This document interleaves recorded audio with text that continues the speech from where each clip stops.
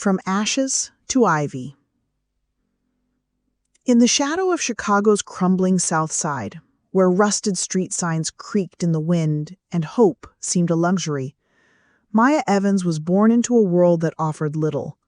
Her mother, a single parent working 2 minimum-wage jobs at a diner and a laundromat, barely kept their one-room apartment lit. The heat was often off, the fridge often empty. Maya, at 7, learned to boil water on a hot plate for instant noodles, her small hands trembling as she stirred. "We'll make it, baby," her mother, Lena, would whisper, her voice heavy with exhaustion, but laced with love. School was Maya's escape. The local elementary, with its peeling paint and outdated books, was a battleground of distractions. Gangs loomed outside, and teachers were often too jaded to care. But Maya clung to her studies like a lifeline. She'd sit under a flickering street lamp at night, her tattered notebook open, solving math problems with a pencil stub. "Knowledge is free," she'd tell herself, a mantra born from desperation. By 5th grade, she was top of her class, her report cards a quiet rebellion against her circumstances. 12. Tragedy struck. Lena fell ill, pneumonia, untreated due to no insurance. Maya nursed her, skipping school to bring damp cloths and cheap soup. Lena recovered, but the medical debt piled up, forcing them into a shelter. "I'm sorry, Maya," Lena sobbed one night, their belongings stuffed in a single duffel bag. Maya hugged her tight. "We're not broken. Not yet." The shelter was chaos. Crying babies, shouting matches, the smell of mildew. But it had a computer room, a relic of a past donation. Maya discovered it at 13, teaching herself to type on a clunky keyboard. A volunteer, Miss Carter, noticed her focus. "You're sharp, girl," she said, handing Maya a library card. "Use it." That card became Maya's golden ticket. She devoured books, literature, science, history, spending hours at the public library, her refuge from the shelter's noise. She dreamed of college, though it seemed as distant as the stars. High school brought new hurdles. Her public school was underfunded, with overcrowded classes and no AP courses. Maya improvised. She found free online courses on platforms like Coursera, staying up past midnight to study calculus and Shakespeare. She worked weekends at a grocery store, her $200 monthly earnings going to rent for a tiny apartment she and Lena reclaimed. Hunger was a constant companion. Some nights, dinner was a shared apple. But Maya's resolve grew fiercer. "I'll get us out," she promised Lena, her voice steady despite her growling stomach. At 16, Maya learned about scholarships to elite universities.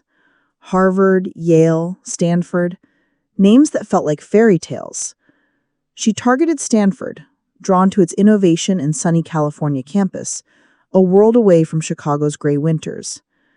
The application process was daunting. Essays, test scores, recommendations.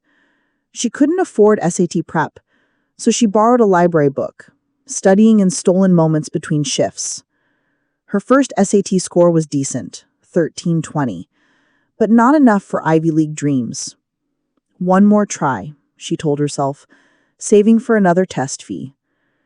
She scored 1480, her hands shaking as she saw the result on a library computer. Her English teacher, Mr. Lopez, became her champion. "You're Stanford material," he said, helping her polish her essays. Maya wrote about her life, carrying groceries up 3 flights for Lena, teaching herself coding on a borrowed laptop, finding poetry in the shelter's chaos. Her words were raw, honest, powerful. Lopez connected her with a nonprofit that funded application fees for low-income students. "You're not just applying, you're fighting." The waiting was torture. Maya worked double shifts, her eyes burning from lack of sleep. Doubt crept in. "What if I'm not enough?" she confided to Lena one night, her voice cracking. Lena cupped her face. You're more than enough. You're my miracle. In April, the email arrived. Maya opened it on the library computer, her heart pounding. Congratulations, Maya Evans. She screamed, startling the librarian. Stanford had accepted her with a full scholarship, tuition, housing, even a stipend. The transition was brutal. In September 2022, Maya arrived at Stanford, her belongings in a worn backpack. Her classmates, with their designer clothes and easy confidence, seemed from another planet. Imposter syndrome hit hard. I don't belong here, she thought, struggling with advanced calculus and late-night study groups. Her roommate, Clara, a kind but privileged girl from Seattle, noticed Maya's frayed shoes and quiet hunger. Want to share my meal plan? Clara offered. Maya hesitated, but accepted. Pride stinging, but survival first. Academics tested her limits. Stanford's pace was relentless. Lectures, labs, essays.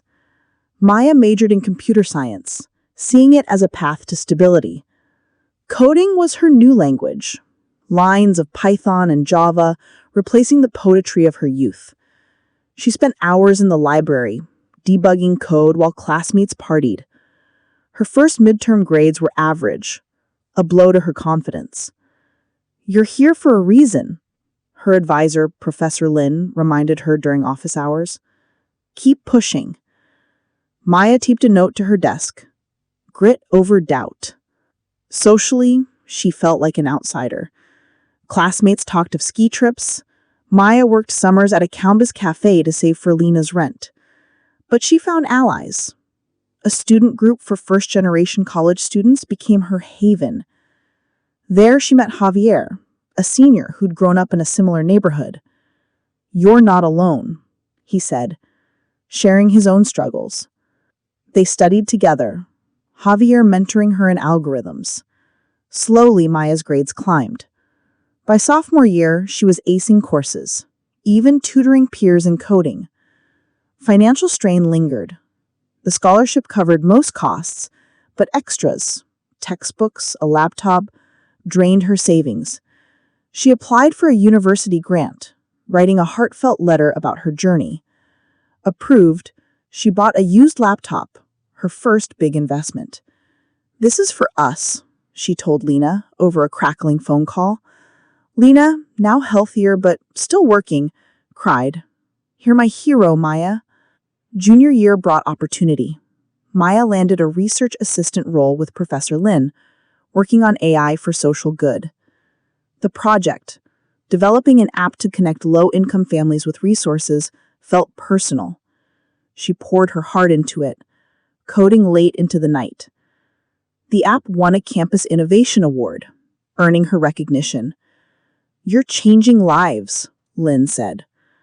Maya blushed, but felt a spark. Maybe she could do more. Senior year was her crucible. Balancing a full course load, research and job applications, Maya barely slept.